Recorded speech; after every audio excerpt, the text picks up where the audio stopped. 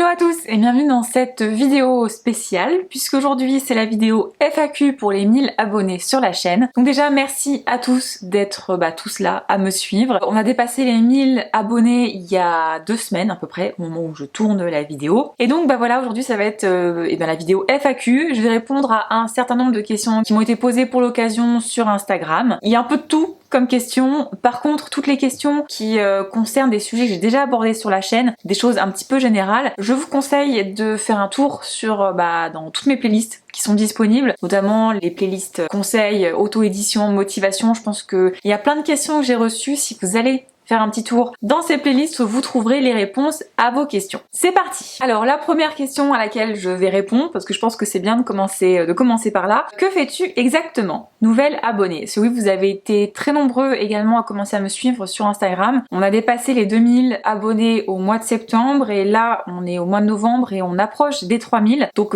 merci beaucoup également de me suivre sur Instagram, mais c'est vrai qu'il y a certaines personnes qui ne me connaissent pas encore. Donc que fais-tu exactement? Eh bien beaucoup de choses. Donc tout ce qui est en lien forcément avec l'écriture, je suis autrice, j'écris des romans. Je crée du contenu sur Instagram et sur YouTube en lien avec l'écriture, avec la publication, l'auto-édition, la motivation, voilà, ce genre de choses. Je me lance également dans l'accompagnement pour auteurs, donc de la bêta lecture, du conseil éditorial, du coaching, de la mise en page de romans. Voilà. Et j'ai également commencé à travailler avec une maison d'édition, donc voilà, je fais plein de choses en lien avec la littérature. À côté de ça, je suis musicienne, organisatrice de concerts et régisseur son, en concert et en théâtre. Sinon, à côté de ça, qu'est-ce que je fais dans la vie? Je fais de la musculation. Voilà, c'est une de mes passions. Et puis encore plein d'autres choses, mais voilà, je suis pas là non plus pour vous raconter complètement ma vie. Voilà. Du coup, une question qui fait un peu suite à tout ça. Comment tu fais pour faire autant de trucs? C'est quoi ton secret? Alors oui, je fais énormément de choses. Mon secret, ne pas dormir. Blague à part, je sais c'était pas super drôle, mais bon, on fait ce qu'on peut. Je ne m'arrête jamais. Donc ça a des avantages parce que c'est fatigant, vraiment. Je suis pas en train de dire que tout le monde doit faire ça, mais moi je fonctionne comme ça. Je fais énormément de choses, je ne me repose pas. Je suis quelqu'un de plutôt organisé quand même, et autre chose, j'attends pas d'être motivée pour faire quelque chose. Si jamais je décide de faire quelque chose, je le fais, et puis c'est tout. Voilà. Du coup, la question suivante, est-ce que ça t'arrive de dormir? Oui, mais des fois pas beaucoup. Voilà. Une autre question du coup de Aurélie. Plus sérieusement, si un jour une grosse maison d'édition proposait de te publier, est-ce que ça te tenterait? Oui, bien sûr que ça me tenterait parce que je ne suis absolument pas contre les maisons d'édition. J'ai même un roman, là mon roman jeunesse, que je vais soumettre à des maisons d'édition. Et l'année prochaine, j'ai un autre roman que je souhaite soumettre à des maisons d'édition. Comme je le dis tout le temps, l'auto-édition et la maison d'édition ont toutes les deux des choses à apporter. Et en plus de ça, maintenant, à l'inverse de lorsque j'ai commencé à me poser la question maison d'édition ou auto-édition, si jamais je vais vers une maison d'édition, ce n'est plus pour les mauvaises raisons, dans le sens où ce n'est plus parce que j'ai besoin d'avoir la validation en fait d'un professionnel de l'édition. Ça serait vraiment pour pouvoir profiter de ce qu'une maison d'édition a à offrir à un auteur. Ensuite, une question de Megara. À quand un feel good pour changer? Alors, pour ceux qui ne me connaissent pas encore bien, j'écris que plein de gens qualifient du coup de feel bad en opposition au feel good. Et donc un feel good, mon roman jeunesse, il y a un côté humoristique, il y a personne qui meurt, il y a pas de trucs hyper graves. Donc on pourrait presque dire que c'est du roman feel good. Enfin, ça rentre pas dans la catégorie feel good, mais par rapport à ce que j'écris d'habitude, c'est clairement du feel good. Autre question de Megara, tu pourrais faire une vidéo sur les raptors, c'est pour une amie. Une question de Emily. Ton meilleur souvenir depuis le début de ton aventure auto-éditée? C'est compliqué parce qu'il y en a plein en fait. Le jour où j'ai lancé ma campagne Ulule, j'ai atteint les 200% quasiment dans les 24 heures. Les 100% je les ai atteints en l'espace de 4 ou 5 heures je crois. Et j'ai été, sans parler d'être contente d'avoir une campagne qui marche ou autre, mais j'ai été énormément soutenue en fait à ce moment-là, et j'ai vu en fait la façon dont les gens me soutenaient parce qu'il y a plein de gens qui ont participé très vite. Ça m'a vraiment beaucoup touchée. Peut-être que ça c'est un de mes meilleurs souvenirs. Sinon, les premiers retours positifs sur son roman, les rencontres que j'ai pu faire, les fois où j'ai pu rencontrer dans la vraie vie des personnes avec lesquelles je discute depuis longtemps sur les réseaux. Voilà, ça fait partie pour le moment des très chouettes souvenirs de l'auto-édition. Alors, une question de Marie. Est-ce que tu planifies tes romans ou tu es 100% jardinière? Ni l'un ni l'autre. Je suis paysagiste. Enfin voilà, j'appelle ça comme ça. Je ne suis pas jardinière dans le sens où je prépare beaucoup mes romans, même si j'ai pas un compte rendu détaillé de chaque chapitre, etc. etc. Mais du coup, bah voilà, je suis pas architecte parce qu'il n'y a pas tout qui est hyper cadré, tout qui est hyper calé. Je sais pas comment certaines choses vont arriver dans le roman, etc. Donc je suis un petit peu entre les deux. Voilà, faut trouver son équilibre entre jardinier, architecte, vous n'êtes pas obligé de rentrer forcément dans une case ou dans l'autre. Voilà, moi je suis paysagiste. Une autre question de Marie. Tes connaissances t'ont-ils vu sous un nouveau jour après avoir lu tes livres? Non, pas forcément, parce que je pense que mes livres sont à mon image. Ce sont des livres assez sombres. Alors je dis pas ça du genre je suis particulièrement sombre, mais voilà. Les questions que je me pose en fait dans la vie, ça se retrouve vraiment dans mes romans. Donc non, ils m'ont pas vu spécialement sous un nouveau jour après avoir lu mes romans. Enfin, je pense pas. Comment et quand t'es-tu mis à écrire? Alors moi, je me suis mise à écrire très tard. Je devais avoir 25 ans. Alors oui, je dis tout le temps partout que j'ai 25 ans, mais en fait, c'est pas vrai. Ça fait plusieurs années que j'ai plus 25 ans. Et en fait, c'était avec ma petite sœur, qui n'est plus petite maintenant. On a eu une idée d'une histoire en fait. Enfin, c'est parti d'un lieu et on s'est dit viens, on écrit une histoire toutes les deux. Et puis voilà, on s'est lancé là-dedans. Bon, au final, le 4 mains, ça s'est très vite transformé en 2 mains. Bon, à toute seule. Mais voilà, c'est parti d'une histoire en fait avec ma frangine. On s'est dit viens, on se raconte une histoire. Vraiment pas dans l'idée d'en faire un livre spécialement, c'est vraiment pour voilà, se raconter quelque chose. Avant ça, j'avais pas écrit, j'avais écrit des scénarios. J'avais commencé à écrire l'adaptation en scénario d'un roman que j'avais beaucoup aimé, mais l'écriture en tant que telle, sinon, c'est quelque chose que j'avais jamais fait. Voilà, je fais pas partie de ces auteurs qui écrivent depuis qu'ils ont 6 ans ou 8 ans, quelque chose comme ça. Moi, c'est vraiment arrivé très tard. La toi d'il y a 10 ans se voyait où pour aujourd'hui? Alors, la moi d'il y a 10 ans, je me projette pas beaucoup parce que le temps qui passe, le fait de vieillir, c'est quelque chose qui m'angoisse énormément depuis très très jeune, c'est quelque chose qui me stresse beaucoup. Donc en fait, se projeter dans 10 ans, moi je trouve que c'est très loin et en même temps je sais que c'est pas loin du tout. Là par exemple à l'heure actuelle, si je me dis dans 10 ans, enfin je pense à l'âge que j'aurai, etc. Donc ça m'angoisse. Mais en tout cas, je pense pas me retrouver là où j'en suis aujourd'hui, tout simplement parce que je commençais à travailler en tant que régisseur son. J'avais encore jamais écrit, donc forcément tout ce qui tourne autour de l'écriture, voilà, me retrouver à faire des vidéos YouTube sur l'écriture, enfin voilà, j'y pensais pas du tout. Mais je me posais pas trop la question non plus. Voilà, je suis pas le genre de personne qui planifie dans 1 an j'en serai là, dans 2 ans j'en serai là, dans 5 ans, dans 10 ans, etc. Non. Le temps passe beaucoup trop vite pour se mettre ce genre de truc en tête, je trouve. Ton plus grand rêve, en dehors de tout ce qui est écriture et tout ça, mon plus grand rêve, ça serait d'être heureuse. Je dis pas que je suis malheureuse maintenant, mais je pense que d'être pleinement heureux, ça serait mon rêve, d'être heureuse toute ma vie, d'être débarrassée de toutes mes angoisses. J'ai des soucis de santé aussi, donc une peur de soucis de santé. Je dis pas ça genre pour plomber l'ambiance ou quoi que ce soit, mais c'est parce qu'en fait moi mes rêves, ce sont des choses assez basiques, mais que je trouve quand même hyper essentielles. Après mes plus grands rêves en termes d'écriture, ça serait de pouvoir en vivre complètement, d'avoir un de mes romans adaptés au cinéma, donc ça oui c'est un truc dont rêvent plein d'auteurs. Voilà, moi je suis passionnée de cinéma, j'ai fait des études de cinéma, j'adore le cinéma, j'écris mes livres comme des films, enfin voilà, c'est voilà, avoir mon livre adapté au cinéma. Et les origines par contre, j'aimerais bien les adapter en bande dessinée aussi. Ça serait super cool. Et sinon comme autre rêve, j'aimerais bien être une rockstar aussi. Mais ça c'est mon rêve depuis que je suis gamine, donc voilà. Alors là, une question en plusieurs parties. Je lis Le Dernier Né en ce moment, j'en suis à l'ET. Alors c'est bien parce que l'abréviation comme ça, pour ceux qui n'ont pas lu, ça ne spoile pas parce que vous ne savez pas ce que c'est. Et je me demandais où tu trouves toutes tes idées, où tes sources pour faire tes recherches, de quoi es-tu partie pour écrire ce roman? En tout cas, impossible de le lâcher, c'est addictif, bravo. Et ben déjà, merci beaucoup. Alors, l'ET, je vais pas vous détailler ce que c'est pour pas vous spoiler, mais c'est quelque chose qui est en lien avec le médical. Donc mes idées, je m'inspire beaucoup de films, je m'inspire beaucoup d'actualités, de ce qui se passe un petit peu dans le monde, des projets qu'ont certaines entreprises, organisations et autres, de choses qu'ils voudraient lancer à l'avenir, des choses un petit peu effrayantes pour beaucoup. Pour mes recherches, alors pour Le Dernier Né, j'ai beaucoup sollicité les médecins de ma famille pour leur poser des questions, parce que voilà, en termes de recherche médicale, j'ai tartiné pour ce roman, et donc forcément sur internet, etc. Mais aussi voilà, là j'étais demandé directement aux personnes qui pouvaient me répondre pour des cas spécifiques. Voilà, je les remercie au passage d'avoir pris le temps de répondre à toutes mes questions. Et du coup, au passage, j'en profite pour caler que lorsque vous écrivez quelque chose, n'hésitez pas à vous renseigner, à aller poser des questions aux personnes qui sont concernées, que ce soit pour tout et n'importe quoi. Je dis un truc tout bête, il y a pas longtemps, il y a quelqu'un qui est venu me poser des questions concernant le tatouage, parce qu'il y a une scène à un moment, il y a une jeune fille dans son roman qui se fait tatouer, et elle avait des questions, des trucs tout bêtes sur comment ça se passe, la cicatrisation, est-ce qu'on a mal après, plein de choses. En fait, c'est des petits détails, comme ça on se dit ça n'a pas d'importance, mais par exemple, moi si je lis un roman qui a des incohérences sur un tatouage par exemple, ça va me sortir du truc. Alors les personnes qui sont pas tatouées, ça fera pas grand chose, mais moi ça va me sortir du truc. Donc des fois pour vous ça a pas d'importance, mais pour les personnes qui sont concernées, en fait ça en a beaucoup. Qu'est-ce qui t'a motivé à te lancer sur YouTube? Eh ben tout simplement le fait de partager mon expérience. Je n'ai pas le profil classique de plein d'autres personnes sur YouTube. Alors moi j'adore, je consomme beaucoup de vidéos sur YouTube d'écriture, mais les profils des auteurs, des autrices qui parlent d'écriture sur YouTube, c'est un petit peu tous les mêmes profils, dans le sens où soit elles écrivaient depuis longtemps, soit elles avaient fait des cursus littéraires, des cursus en lien avec l'édition, etc.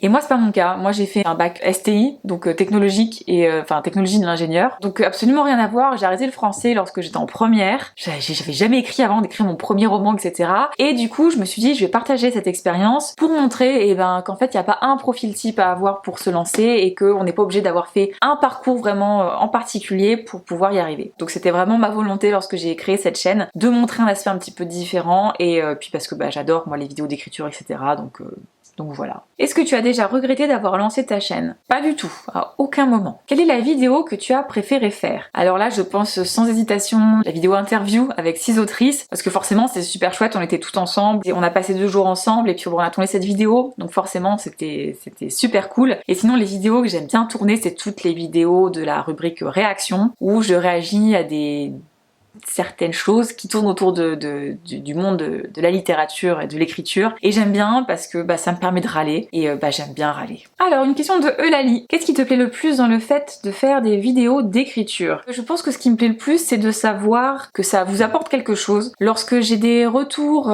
qui me disent j'ai regardé ta vidéo, ça m'a vachement remotivé, j'ai regardé ta vidéo, ça m'a aidé à aller jusqu'au bout de mon roman, ça m'a permis d'arriver à la publication, etc.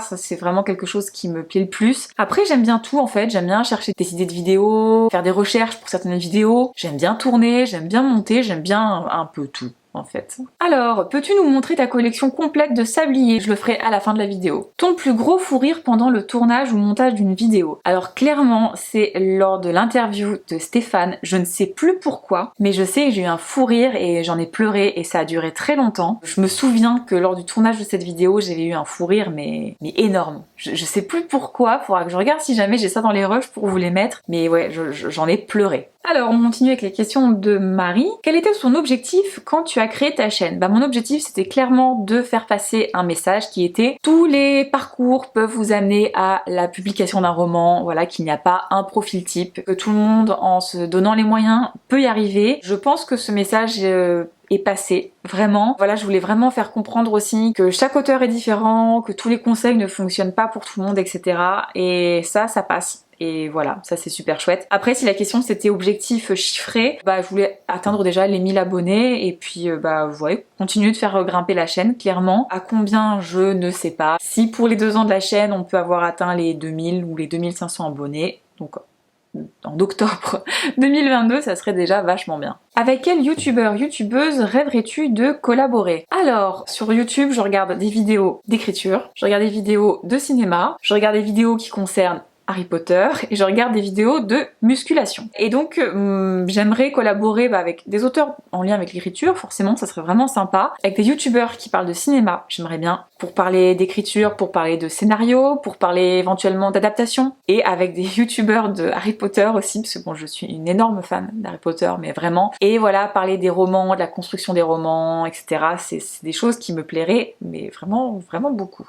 Mais là comme ça, j'ai pas forcément de nom à citer, enfin il y en a plein et pas forcément un plus qu'un autre, mais bon voilà. Quel type de vidéo n'oseras-tu jamais faire et publier sur YouTube? Une vidéo où je me trimballe toute nue dans la neige. Ça, je pense que je le ferai jamais. Pardon, c'était la deuxième très mauvaise blague de la vidéo, je m'excuse. Blague à part, je ne sais pas exactement, parce que je me pose pas trop de questions. Là comme ça, je ne sais pas. Une vidéo que j'aimerais bien faire, mais que je ne fais pas forcément, justement, je parlais de Harry Potter juste avant. C'était une vidéo un peu consacrée à Harry Potter et pourquoi je considère que les romans sont aussi bien, alors d'une approche justement en lien avec l'écriture. Donc je sais pas si ça je ferai ou pas, je verrai. Est-ce que tu vas reprendre les interviews? Oui, j'adore faire des interviews, ça fait longtemps que j'en ai pas fait. Normalement la prochaine ce sera avec Eulalie Lombard, parce que déjà ça me prend beaucoup de temps de faire les interviews. Je vais pas faire des interviews de tous les auteurs que je lis, non pas parce que je pense pas qu'ils soient intéressants, mais parce que j'essaye quand même d'avoir des auteurs avec lesquels on peut aborder des choses un petit peu nouvelles sur la chaîne. Et bah là, dans le cas de Lali, ça sera intéressant parce qu'on va parler notamment de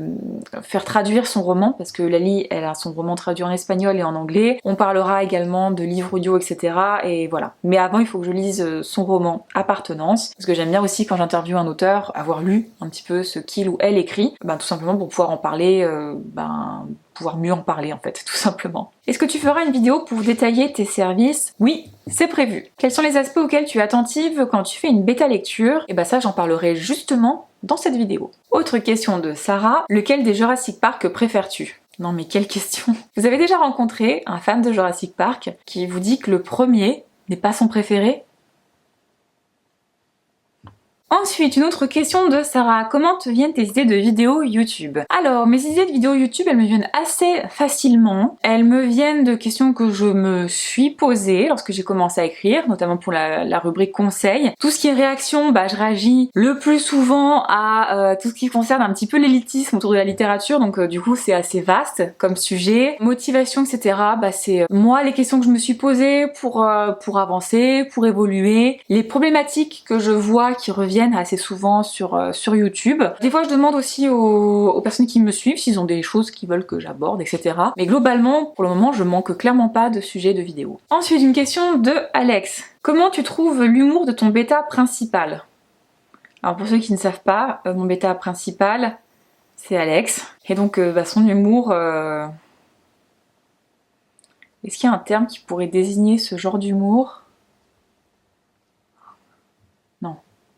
Non, désolé. À quand une biographie de Praetor écrite par toi? Alors Praetor, c'est le nom de mon groupe. Et alors si jamais je devais écrire une biographie sur ce groupe, peut-être un jour, j'en sais rien. Pour le moment, il n'y a pas assez de choses à raconter. Enfin, il y a plein de choses à raconter, mais je pense plein de choses qui n'intéresseraient pas forcément tout le monde. Écoute Alan, sait-on jamais? Peut-être dans 20 ans, 30 ans, je n'en sais rien. Donc quand, je ne sais pas, mais peut-être un jour, on ne sait jamais. Quelle stratégie pour développer sa communauté sur les réseaux? Donc ça, c'est le genre de question où il y en a plein, j'y ai pas répondu parce que j'y réponds déjà dans plein d'autres vidéos. J'ai gardé comme celle-là parce que même si jamais je parle de promotion, etc., j'ai déjà fait des vidéos sur le sujet, mais je pense que je ferai une vidéo vraiment dédiée à comment créer sa communauté, entretenir, etc., etc. Donc ça, c'est une question à laquelle je répondrai dans une prochaine vidéo. Quand, je sais pas, mais c'est quelque chose que je ferai. Un drama d'auteur à raconter? Oui, Bieli m'a inspiré cette question. Non, pas du tout. Je n'ai pas encore eu de drama avec d'autres auteurs. Si, j'ai eu le truc, j'exagère quand je dis drama, mais j'ai eu le coup de ma première éteuse en fait sur Amazon. Pour ceux qui n'ont pas vu la vidéo, je vous la mets quelque part par là. Voilà, mais sinon en dehors de ça, non, j'ai jamais eu de prise de tête avec quelqu'un sur les réseaux. Quand il y a quelqu'un dont le contenu ou la personnalité ne me plaît pas, en fait, je ne le suis pas, tout simplement. Même si c'est quelqu'un que je suis au début, puis au final, je me rends compte que ce qu'il ou elle propose ne me plaît pas, je me désabonne. Et d'ailleurs, vous devriez faire ça aussi. Plutôt que de vous mettre à détester quelqu'un ou de le jalouser ou quoi que ce soit, vous décidez qui vous suivez ou pas sur les réseaux.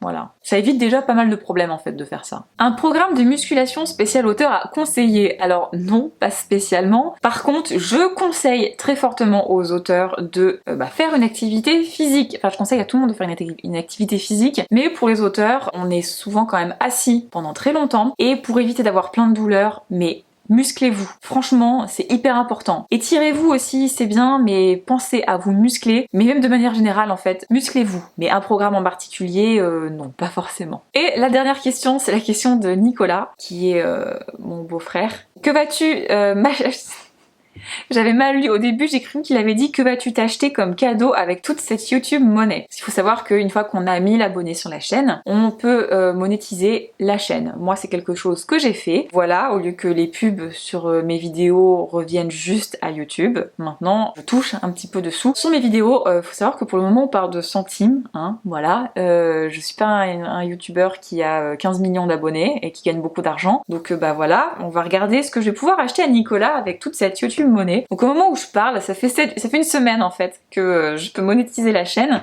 Donc on va voir ce que je peux lui acheter. Je vais aller regarder. Tout de suite, Lego me propose la machine à écrire qui est absolument magnifique et que je rêve d'avoir, qui coûte 200 €. Donc ça non. YouTube ne peut pas encore m'acheter de machine à écrire Lego. Est-ce qu'on peut faire un truc genre trier du moins cher au plus cher? Fourchette de prix, voilà. Moins de 20 €, hein. parce que bon, en une semaine, voilà. Et donc, avec la YouTube Money de cette semaine, Nicolas, je vais pouvoir t'offrir. Alors, Nicolas, je peux t'offrir pas grand chose. Ah, je peux t'acheter, vous savez, les grosses plaques, là, Lego, pour construire des trucs dessus. Ça, je peux presque te l'acheter. Presque. Ah oui, tu sais, les petites figurines où tu les achètes juste comme ça à l'unité. Je peux t'en acheter 3. Bah, je crois que c'est tout, hein. Je peux t'acheter le porte-clés brique.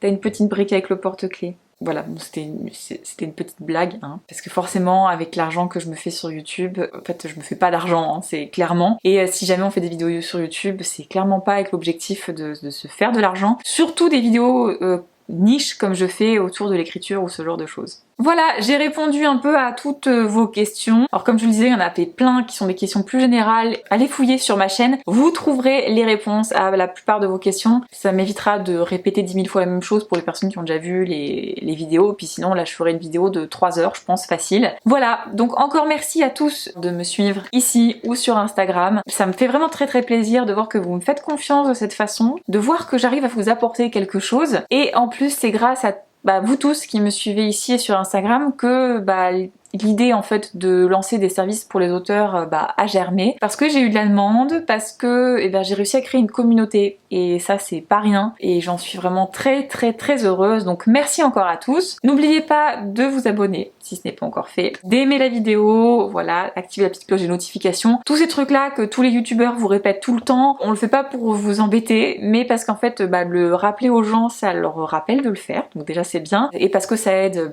au référencement de la chaîne, la vidéo sera montée à plus de monde, etc. Donc voilà, c'est pour ça que c'est important. Voilà, et moi je vous dis écrivez bien et rendez-vous dans la prochaine vidéo.